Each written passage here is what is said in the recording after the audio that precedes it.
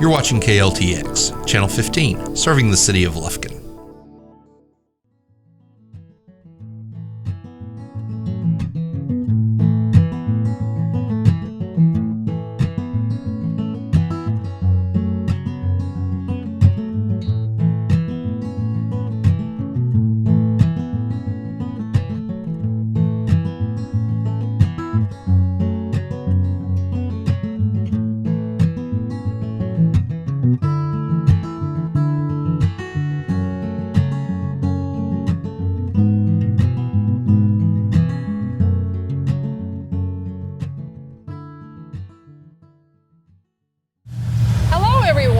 Welcome to Forest Country Gardening. My name is Elaine Cameron and I'm an Angelina County Master Gardener. Recently, the Angelina Master Gardeners renovated the Liberty Garden that is located around the flagpost outside of Angelina Extension Office. Here with us today is Cary Sims. Hi. He's the Angelina Agrilife Extension Agent for Agriculture and Natural Resources. Good morning, Cary. Morning, Elaine. Good to be here. Good to see you. You bet. Well, we had a very busy summer redoing the Liberty Garden. We did. So today, I thought we'd share what we learned through the process. Yes. Because we're all about education. Absolutely. We did a beautification project, a service project, but we also do education. Right. So a little bit of the history, as you well know. The Liberty Garden was created by Master Gardeners Gerald and Linda Snyder in 2002. After 9/11, the Keep America Beautiful organization encouraged communities to build Liberty Gardens to remember Americans who died on 9/11 and honor the first responders. The Snyders designed this garden and maintained it many years. It was a positive way to remember that tragic day. Now, this past spring, we decided it was time to redo it. Yes. And, you know, we were surprised to learn that some of the Master Gardeners that had come in after that time did not know the significance of this garden. And they didn't. They didn't know the name, the history, the origin, anything. They thought it was a flagpole garden. That's what people called it, and we'd forgotten. So we decided to redo it, and then we decided to put in a memorial stone. Right, right. And rededicate it so people would not forget again in the future. That's true. So, that's true. You remember it was early June. We had about 10 Master Gardeners came out here. Right. And it took us maybe 2 hours, and we pulled out all the old plant material, the rotten landscape timbers, and cleared it off. Yes. We had briars and weeds, and it was a mess. they worked really hard. They did. Got a lot done that day. They were very enthusiastic, and they got it cleared out just like that. Yeah. So it was great. And we knew we wanted a red, white, and blue bed, just as the Snyders had done. Right. Michael Martin donated Miracle on the Hudson Roses. Yes. So we knew we had those coming, so we had our red. Yes. And so then we started to draw the plan out. But to keep it in scale, we had to keep the garden like its original size, so there was enough room for the roses to shine. Right. So we ended up with about 24 by 32 feet. Yes. The original size. Yes. So we had a lot of planning because we made a lot of changes. Right. And then we applied to Lowe's just to get some discounts on our landscape stones. And we were pleasantly surprised when they chose us for their Community Heroes program. They came out in force. That was fantastic. They did. It was amazing. It was hot Saturday. Yes. They brought 20 volunteers. They brought the blocks, the compost, the plants, and they came to help us. And you know, we were out here and they had their red shirts and we were in a lot of blue shirts. And all day long, the 18-wheelers rolling past were blowing their horns and waving, and they love all these people working together. Yeah. So they knew something was going on. They knew something cool was going on. But what a deal, because it would have taken us days and days and days to get that done in the heat. Yeah. It's the middle of summer. And we also had a good time working together.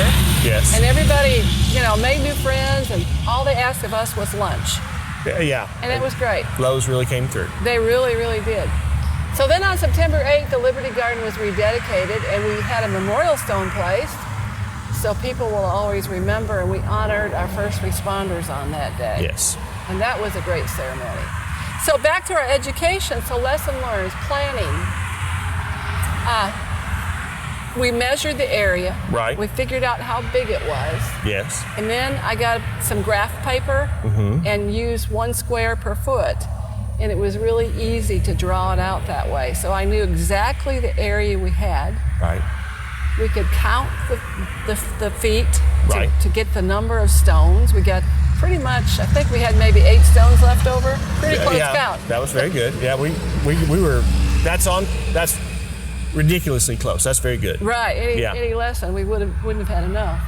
And then we also put in a walkway because you're the person who changes the flags out. Yes. When they have to be raised and lowered or maintained. Right. And in the past, you were in there fighting the briars and the rose bushes and getting scratched and on and on. It was, even before it got out of hand, those roses, they have thorns. Right. And not have to fight my way through, because it was a beautiful bed of roses. Full. That I was forging through with flags and hands. That was...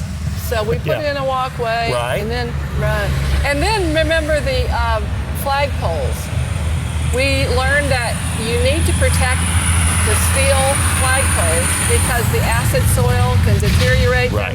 Right. So it had a retaining wall. We pulled that out and we thought easy peasy, we'll get some concrete blocks and some caps and we'll just put them on the foundation, we're done.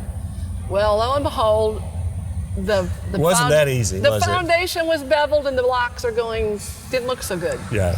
So we hired a mason and he cut the blocks, he leveled them, did a fantastic job, mortared everything into place, and it looks great.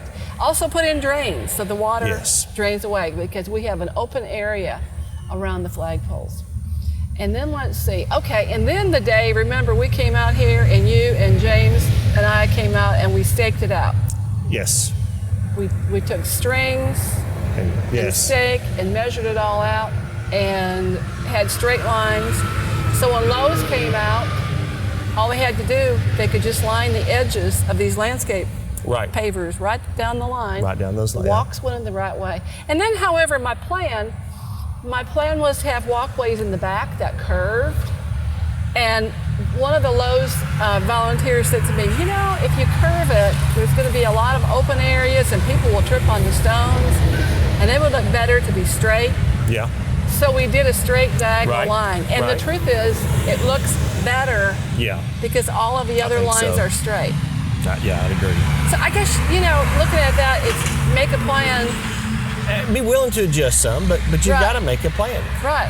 When you were talking about the grid paper and all that stuff, not only in the string that we laid out, and we've got nice straight rows and it worked well, but when you're looking at the plants, and we'll talk about the plants that you had selected, and every label says, well, it grows 3 feet wide and 2 feet tall, or so and so feet wide. Well, that width you were able to put, knew with your grid lines, with your grid paper. Right. I can fit 5 in here, and it'll look nice, and it won't be too crowded or won't be too thin. So that was a crucial part of that. And if you buy, then it allows you to buy the correct amount instead of going to the store, loading up, and saying, "Well, I hope this is enough," or crowded in, or there's too many. So. And then you start scattering them because you didn't buy enough, and so it looks too thin, or you have too many leftovers, so you got to put them somewhere else. We were able to. We knew exactly how many we needed. Exactly. And then with the plant placement, you had said something that was stuck in my mind. You and your wife were out somewhere and she looked at a bed and she liked the blank space between the plants. Yes. Spread out rather than all together, which the garden before, by the time it had overgrown, there was so much material you couldn't see what it was. It was not the original plan, but eventually. So we planned for some negative space. We can look at the mulch. Negative space. Yeah. And that way you can see each plant and they're not all on top of each other in a jumble. It looks organized. It looks kempt. I'm all about, well, how many plants can we get in there? How big can they grow? My wife was like, it just looks like a mess. And then what was it? It was the gardens that we were looking at, very well kept, and it had that negative space. And she was like, that's eye appealing. That's what I was focused on the plant and the bloom and the structure, and she was like, no, that's eye appealing. So I'm glad we did that. That's right. So it really, I think it made a difference in the way it looked. I think so. Yeah. So, and then when we did the edging, we decided to do edging. We had talked about landscape timbers, but the concrete edging will be here. Yeah, right. Forever. I mean, a long time. That was one of the things from that last bed. When we put the landscape timbers up, we knew that would last for a period of time. Right. And there was always a plan. There was always an idea. Well, we'll get it next year. And we never got around to doing it. Right. And so do it right the first time. Right. And we've got some beautiful edging in now. Right. And it's not going to deteriorate or go anywhere. And we don't have to come back and dress it up. And we have a layer of 2, and we did a program at Marlo Schubert's Right. a couple months ago, and he had a layer of 2. Yeah. Been there for a good 20 years, no problems with settling. Right. Now, it depends on your soil. It does. Because this is the soil around the bed is hard, compacted, probably clay. Right under the surface is clay, yes, ma'am. So they're not going anywhere. No, they're not. Now, if you did lay them on soft garden soil or a sandy place, Right. then you probably do need to put down a gravel foundation to keep them in place. You yeah. would. They're not going. We had a firm bed of, the Right. ground here was firm. That's why we also built up. We'll talk about that in a minute, but that's why we had to build up. And yeah, real Right. pleased with the way the wall looks and Right. will look for years to come. Right. So that was a good thing. And then the soil. Oh, yes. After we took all the old plants out, Out. we had beautiful, dark, rich-looking soil. We did. And I said, should we get it tested? And you said, no, No. let's go with it. Yeah, it's good. We could make it better, but we knew that we had some problems with some seeds and some stuff in there, and so we solarized. and that's not done commonly in East Texas. Well, I don't hear gardeners anywhere commonly talking about solarizing. So Right. So then we solarized. After we had the retaining wall put in, everything was out. We were waiting to get the wall and do all that. So the new intern class took on that project, and they covered it with clear plastic. Right. And we left it in place. It was about 40 days, I think about 6 weeks or so. Yeah. But the steps on the solarizing, okay, first of all, you clear all the plants out. Yes. Get down to bare ground. And then the weeds and everything else. Yes, ma'am. Get it smooth. Right. Because you're going to lay the plastic. And then it's key to get clear plastic. Black does not, you need to let the sun come through. Right. And then you wet everything down. Right. Before you put the plastic on with the soil. So you irrigate the soil. The soil is wet. Yes. And then when the plastic goes over, you're literally steaming to death. Yes. The weeds, the weed seeds, even the fire ants left. Yeah, fire ants, bugs, all that. I mean, and you know, when you steam it that way and you're cooking it, I mean, you want it to get just hot underneath there. You'll get rid of a lot of the bad pathogens. The problem is you get rid of a lot of the good pathogens, but we fixed that whenever it was time to take that plastic off. You reintroduce your good composted soil that's full of the good organic matter, good organisms. Right. And so you've cleaned up, you've gotten rid of any other problems you had with the solarization, bring in some good stuff to top dress it and revitalize it with good living organisms. And you're good to go. Yeah. So that was a great way. So rather than slaving for hours pulling weeds, we did that. Right. Yeah. Okay, and the other issue we had to do with was nutgrass. Oh, every gardener's bane. The solarization evidently didn't wipe out the nutgrass. That's one tough weed. It is. So I did some reading on nutgrass. Right. And Skip Richter, who's an Agrilife horticulture agent, has written a lot of articles on nutgrass. And I learned a lot of things. The nutgrass spreads by rhizomes. Yes. And has nuts. Right. So from the grass, it's actually not, we should say it's not a grass, it's a sedge. Its proper name is nut sedge. Everybody knows it as nutgrass, or they call it, they cuss and call it something else. Right. But it's nut sedge, and that sedge has that tuber, that nutlet way down deep. Right. So he puts the energy into the nut. Right. So whatever you do, you've got to deal with what's underneath as well. Right. So we pulled, and then we used nut sedge killer. Right. And got some out. And anyway, got it pretty much cleaned up. We planted the garden, and lo and behold, about a week later, after it was irrigated and it was hot temperatures, here's the nutgrass back. Yeah. So Bill and I came out with trowels, and we dug up probably 2 or 3 Walmart bags full of nutgrass. Yeah. And we tried to get the nuts whenever we could. Right. But what Skip Richter said was you want to weaken those rhizomes. Yes. So if you keep pulling and pulling and pulling, eventually they run out of energy. Yeah, it's a story that the nut down in the ground, and that's there's one nut underneath that green leaf, and it'll send out a root to another nut, to another one. It just keeps. But instead of it building up, you just keep depleting its resources, and you're just making it spend all the money in its bank account to where it's broke and it can't send up anymore. Right. And then you've eliminated it. Right. And so the minimum number, well, the frequency of weeding is about every 2 weeks. At least, yes. And then he said if you wait longer than that, it's building itself up. You've got to start all over. Yes. So he compared it to General Patton, where he said, just keep on, boys.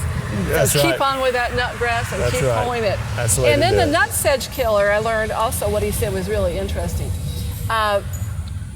You want to use it when there's like 3 or 4 small leaves. Yes. If you use it when there's a lot of leaves, it's already stored everything it wants in the rhizome. Plant materials. Like we said before, Michael Martin donated Miracle on the Hudson roses. Right, named after Captain Sullenberger, who landed his plane on the Hudson and saved the lives. After the bird airstrikes and saved all those folks' lives. Yes, so it's a good name for heroes. Yes, Miracle it on the is. Hudson. Love to have it in our garden. Yeah, so it's a red rose, and it'll grow about 3 to 5 feet, disease resistant, maintains a good shape, so perfect. So it'll have the bright red flowers spring to fall, takes the heat, and before our ceremony, I deadheaded the roses, and so there were more blooming. And we use white Mexican heather to line the pathways. And it's a cupia. It attracts the native bees and butterflies. And what I like about it, it maintains its nice shrub shape all year round. A well-behaved plant that works well in most landscapes. Right. The only complaint I've ever heard was from somebody that had some apartments, and they said, well, it brings about bees. And I'm like, well, that's what we want. We want it, but I mean, bees and butterflies and all the other good pollinators. So an excellent pollinator plant that we need to have in our gardens. Right. And it does make, and we put them in the middle of summer, and they're getting a good start. They will look much better next year, I'm sure. They'll be fuller. They will. And typically that plant is a lavender. And we found some in white, so it was perfect for this bed. Right, white's not the common color you're going to find at most nurseries. That's right. Most places it'll be lavender. So the blue salvia is coming along nicely. It's a hybrid of native blue salvias, and this salvia should top out at no more than 2 feet. So that'll go well with the roses, which will be taller. It will. That's again one of those tough plants related to our natives. That is our native salvia. And going to do well in our landscapes. And it blooms all season, which is really neat. Spring to fall without stopping. Spring to fall. That's keen to brag about. Right. So we have the roses, which bloom all season. We have the salvias will bloom all season to maintain our color. And plus, you're going to see a lot of butterflies, bees, and even hummingbirds on the salvia. Yes. When they get more mature and it gets later in the day than when we're taping now, you'll see a lot of that. Takes the heat, takes the drought when established. Yes. Our blue days, which gives just that perfect clear blue color, is right here. I believe it comes from Mexico. A little tropical for us, maybe? A little tropical. So we will mulch it well this winter, and since it's up against the stones, which will retain some heat, I'm hopeful it will make it through the winter.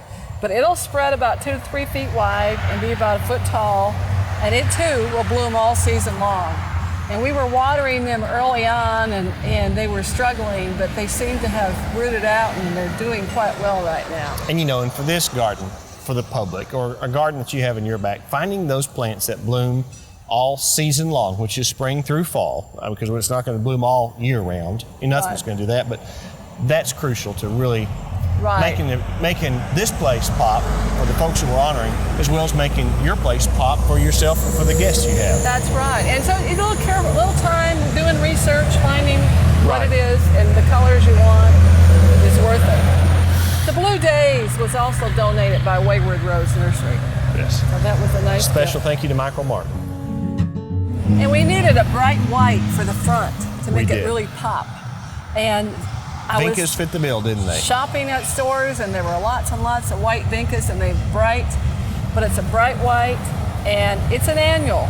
So it will die back at the end of the year, also known as periwinkle sometimes. But it is a tough annual, bloom all season.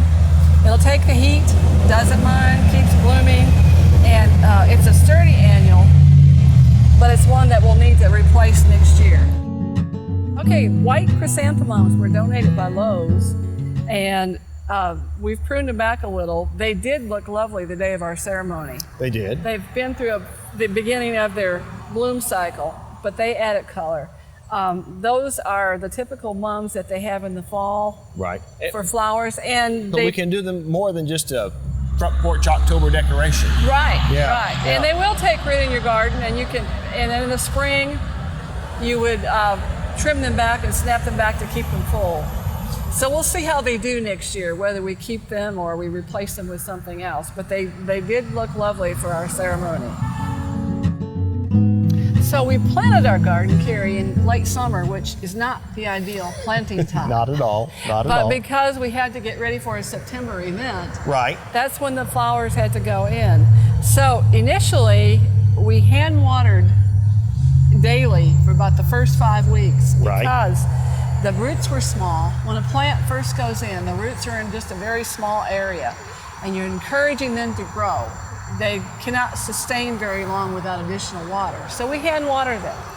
And we have a drip irrigation in place, and this fall we need to just fine tune it and get it up and running so it'll work well. We've had some challenges there, but we have good volunteers and are familiar with drip irrigation will help us get it set up. The benefits of drip irrigation, you're being very water conscious. You're conserving it. You can there's drip emitters, there's micro sprinklers. Currently we have micro sprinklers throughout the garden here, which you just put out enough water to exactly where you want it. You can be so precise with those new young plants that don't have an exhaustive root system. They'll continue to grow and develop over the winter and years to come. But right now, being able to effectively deliver water to where you need it in just the right amount, so we're not wasting it, that's all crucial. Mm-hmm. So we mulched it with several inches of pine straw. And Jody Anderson at Pine Straw Direct generously donated the pine straw. And I went online, and he has a formula where you can decide how much pine straw you need for how many inches deep you want it. So I was able to tell him we need 10 bales. But he gave us a gift of the pine straw. Now, we all like pine straw, master gardeners, because it doesn't mat up like leaves, which can block water. It lets the water come through, but it also doesn't float away like pine bark. And then it looks natural because we're here in East Texas, and this is East Texas. I think it gives it a nice even color. And even the weeds, if you notice, we've been pulling a few pieces of nutgrass and this and that. The weeds come out easier because the soil stays soft. And the other thing about mulch, it keeps in that water we're trying to put on the plants, keeps the soil moist. So it's locally sourced, it's natural, it's renewable. A lot of folks can just rake it from one area of the yard and put it in another. Termites can't get into here like they can get into pine bark nuggets and eat through it. The diameter of this is too small for a termite to get in. So, that's a good point. I didn't know that. I mean, termites are, they scare homeowners to death.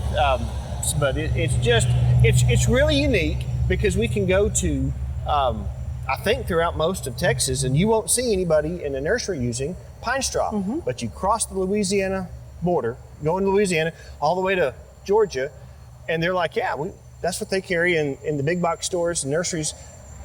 And we just haven't caught on, and it's a great, great product. It's a great resource that we have that we can use.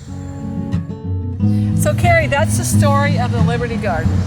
Yes, it started, 9/11 was such a transformative event for so many of us, made us really appreciate those folks that, as we're all being told to get back, go away, they're running towards the danger, they're running to help folks, be it firemen, be it law enforcement, be it your, your EMTs. Mm-hmm. And this place, this garden, which was so lovingly taken care of for so long, it had fallen into disrepair. And I'm so glad that we got some things permanent. One of the permanent things I'm so proud of is that memorial stone, so that folks will walk up and they'll know instantly, and they'll know that forever.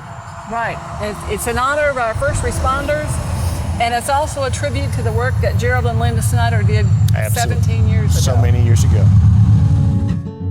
Thank you, Cary, for joining us today. You bet. Thanks for having me. Appreciate Really enjoyed it so much.